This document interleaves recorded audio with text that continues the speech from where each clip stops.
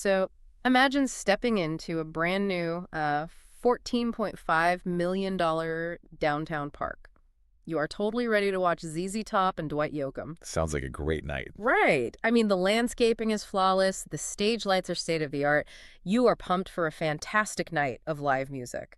But then, when you need to use the restroom, you get pointed to a single overflowing porta potty that you have to share with nearly 300 other people. Oh, man. And all of this is because the permanent brick-and-mortar bathrooms are literally locked behind a corporate paywall. Yeah, that really, it just shatters the entire illusion of the space. It's like you see the manicured lawn and the high-end architecture, and you naturally assume that the foundational necessities of a public gathering space are, handled. Exactly. But then you invite 4,000 people over, and that glossy facade just completely crumbles. So welcome to a special local edition of our deep dive. If you are tuning in right here in Lexington, Kentucky, you probably already know the buzz. Oh, absolutely. Today, we're kind of treating this like your morning local radio news segment, but we are going far beyond the basic headlines and just the social media venting. Right, because we are pulling from a highly active, real-time digital town square. Specifically, there's this massive discussion thread from the Lexington online community, and it just erupted during and immediately after that concert at the newly opened Gatton Park. Okay, let's unpack this, because the mission today isn't just to recap a frustrating night out downtown. We are really going to explore what this specific logistical breakdown reveals about the hidden mechanics of venue management, urban design, and this really heavy growing tension surrounding privately funded public spaces right here in our city. It is a really complex issue. It really is. So let's start with the most visceral, immediate failure of the night. We touched on it a second ago, the restrooms. Yeah, the bathroom situation. The general admission crowd was estimated at over 4,000 people. Do you know how many porta potties were actually provided for that specific group? Well, based on the community tracking in the thread, it was 13, possibly 14. Oh my gosh, which means roughly 300 people per portable toilet. I mean, I need to understand how this actually happens. Shouldn't a fire marshal or like a city planner step in? You would think so, yeah. How do you even legally get a permit to host 4,000 people with 13 toilets? It's like hosting a massive house party with 300 people, but you only have one toilet, and you lock it for half the guests unless they pay you extra. That is a great analogy. Well, it really comes down to this gray area between permanent infrastructure and temporary event permitting. Okay. Because when a city approves the construction of a public park, the zoning and building codes mandate a certain number of permanent restrooms based on standard daily foot traffic. Right, for just a normal day at the park. Exactly. But a concert is classified as a temporary special event. So the promoters apply for a temporary use permit, which operates under an entirely different set of municipal guidelines. And often, these temporary permits rely on generic ratios that just don't account for the reality of concert behavior. Like, everyone rushing to the facilities between opening acts all at once. Wait, but I have to push back on blaming the temporary permit guidelines there. Okay, fair enough. Because the venue literally had brand new permanent brick and mortar bathrooms built into the park's architecture. They just refused to let the general admission ticket holders use them. Yes. They locked them down strictly for VIPs.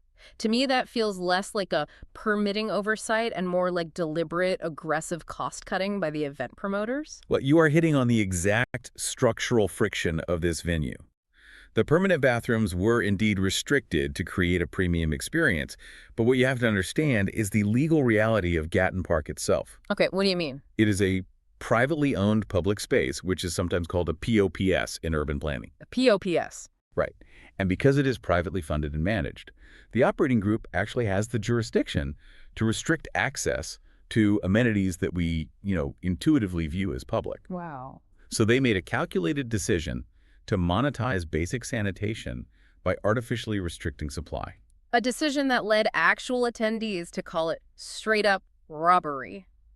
I mean, the wait times hit 40 minutes right in the middle of Dwight Yoakam's set. 40 minutes is just absurd. And by the time people actually got to the front, there was no toilet paper, empty hand sanitizer, and 0 hand washing stations. Somebody in the thread compared it to the video game Roller Coaster Tycoon. Oh, I saw that. Where a cruel player charges digital guests a premium just to use the bathroom.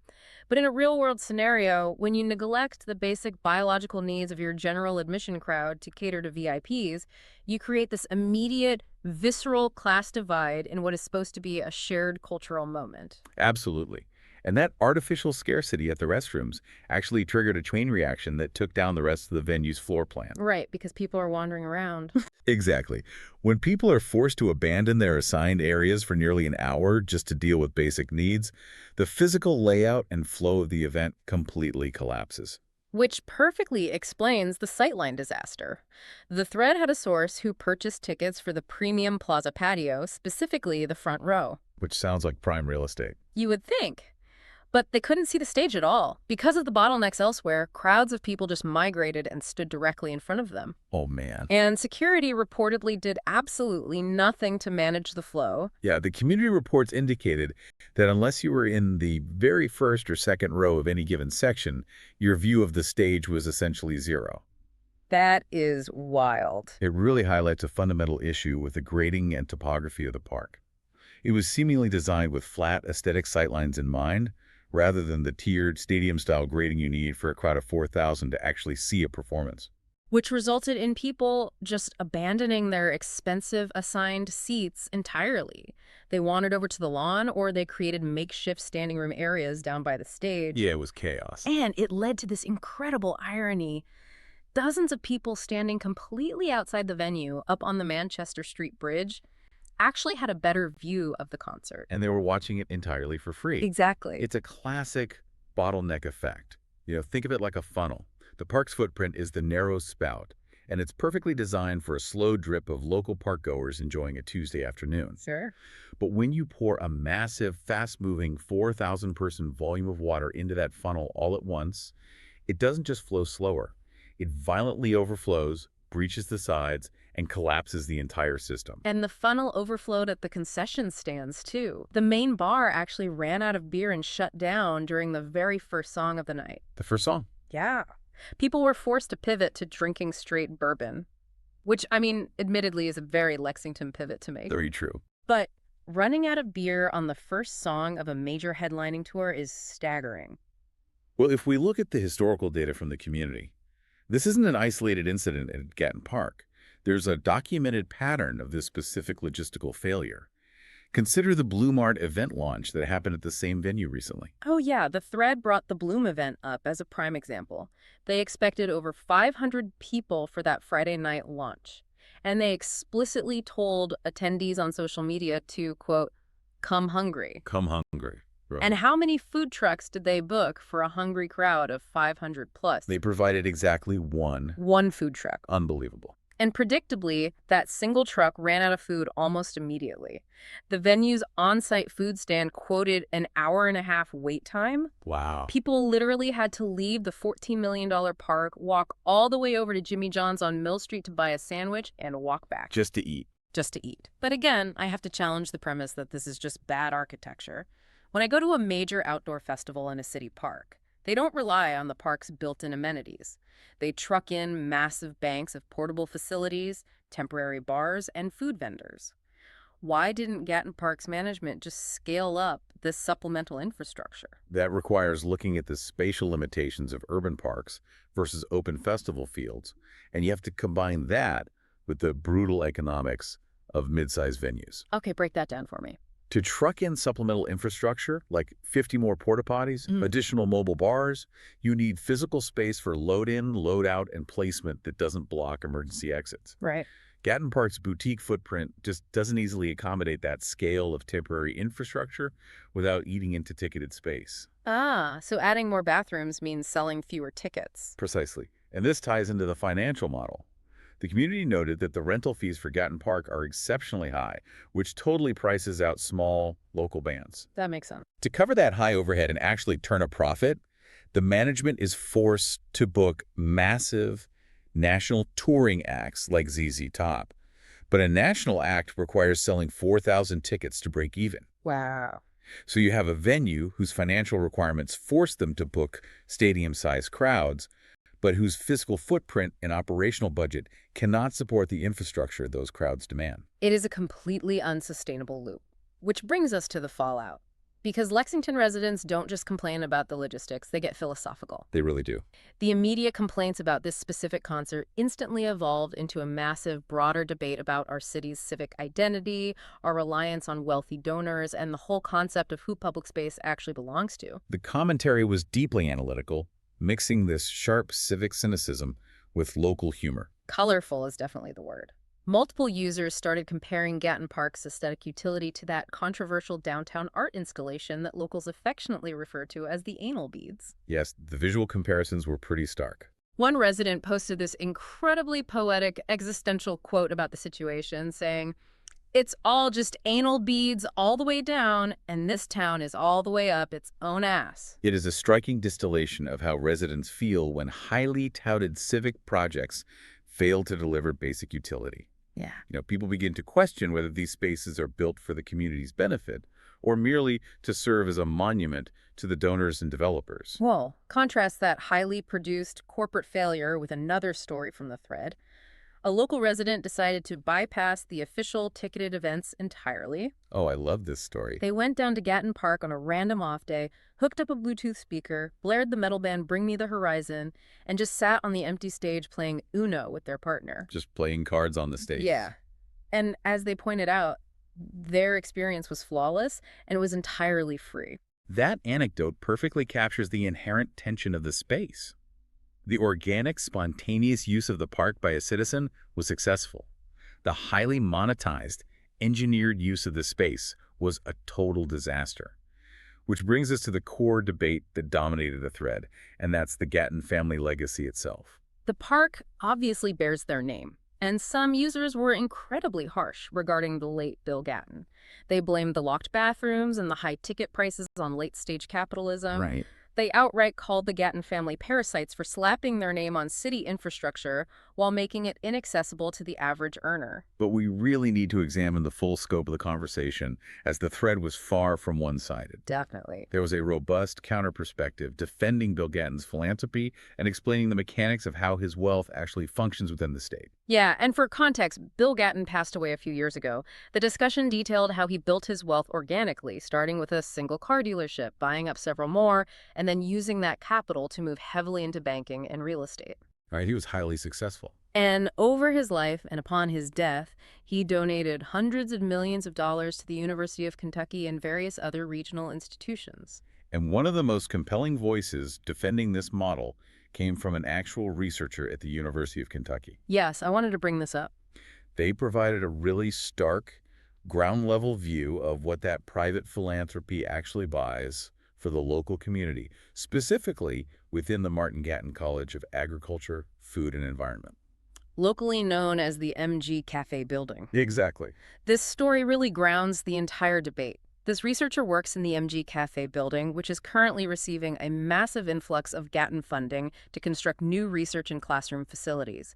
And they desperately need that money because their current daily reality is just grim. It sounds awful. The researcher described working under an active asbestos warning plastered right on the ceiling tiles directly above their desk. And the environmental controls in the current facility are also completely failing. Completely. In the summer, the building's hallways get so incredibly hot that the scientific incubators, the machines vital to their actual research, can't even function properly. That is just unacceptable for a research facility. And in the winter, the insulation is so poor that a few years ago, a pipe burst on the third floor and caused a massive flood right over the Christmas holiday, destroying work. If we connect this to the bigger picture, when you are a scientist trying to conduct vital agricultural research under a ceiling filled with asbestos, the philosophical debate about the ethics of billionaires and late-stage capitalism kind of takes a backseat. Totally. The immediate mechanical reality is that you need a safe, functioning workspace. The state wasn't providing it, the private donor did. The researcher summarized it perfectly. They wrote, "I appreciate his largesse, even if I have no idea where it came from. He can put his name on the buildings for all I care." Very practical standpoint. So what does this all mean for you? If you are listening to this right now, driving down Nicholasville Road or walking your dog over in Woodland Park, How do we reconcile these two realities? It's the big question. Because on one side of town, you have citizens furious about paying a premium just to wait 40 minutes for a plastic toilet at a billionaire's park. Hmm. And on the other side of town, you have scientists breathing a massive sigh of relief because that same billionaire's money is finally getting them out from under toxic ceiling tiles. It really requires understanding the mechanics of modern municipal growth. This Reddit thread perfectly encapsulates the civic tension not just in Lexington, but in developing mid-sized cities across the country. Yeah, it's everywhere. As a society, we demand high-end amenities. We want multi-million-dollar downtown parks that host major national tours.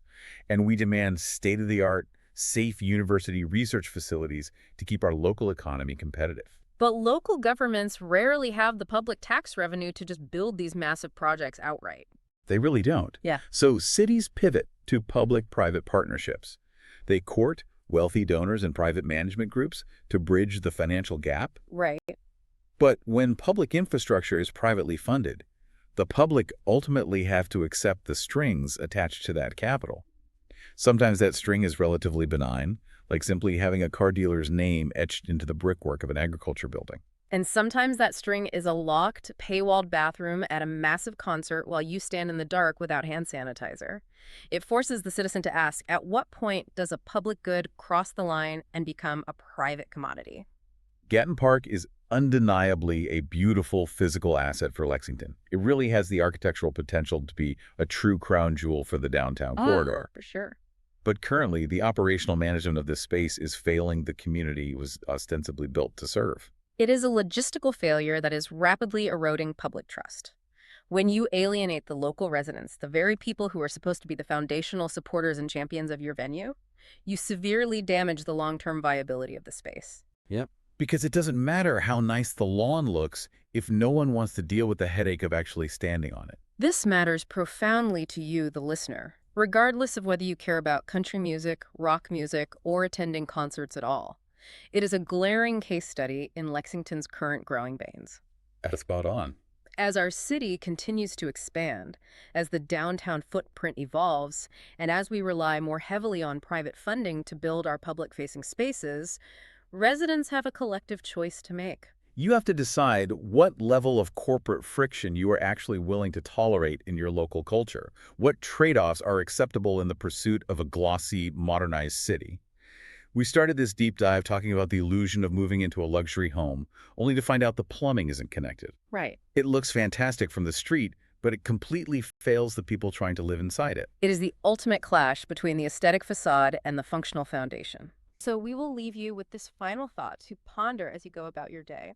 If the future of our local infrastructure relies on these intricate public-private partnerships, and if the new normal dictates that you have to purchase a super premium VIP ticket just to use a functional restroom in your own downtown, are we quietly redefining what the word park is actually supposed to mean?